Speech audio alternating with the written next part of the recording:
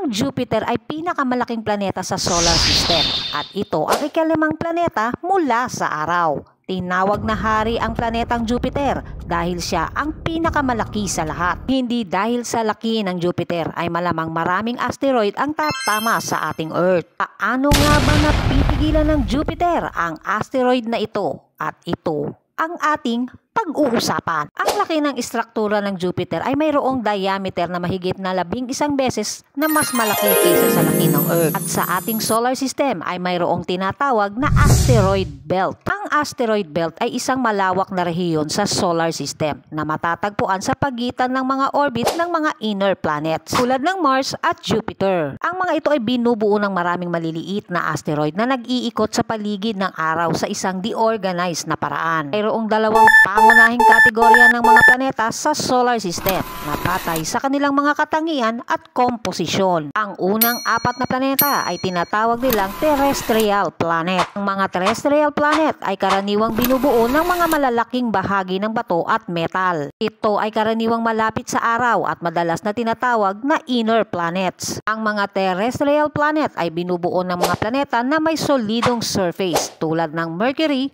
Earth, Venus at Mars. Ang huling apat na planeta naman ay tinatawag na Jovian planet. Sa Roman mythology, ang salitang ito ay katulad ng isang higante. Ang mga Jovian planets ay madalas matatagpuan sa malalayong bahagi ng solar system. At sila rin ay tinatawag na outer planet. Ang mga Jovian planet sa solar system ay ang Jupiter, Saturn, Uranus at Neptune. Tinawag din silang gas giants dahil ang kanilang mga atmosfera ay binubuo ng malalaking bahagi ng mga gas lalo na ang hydrogen at helium. Ang Jovian planets ay mayroong malalakas na magnetic field at maraming moons. Ang Jovian planet o gas giant ay maaari ring hinati sa dalawang kategorya. Ito ang true gas giant at ang mga ice giant. Ang mga gas giant ay literal na mga hangin lamang at wala kang maaapakang mga bato. Samantalang ang ice giant naman ay pinagsama-samang bato, yelo, tubig,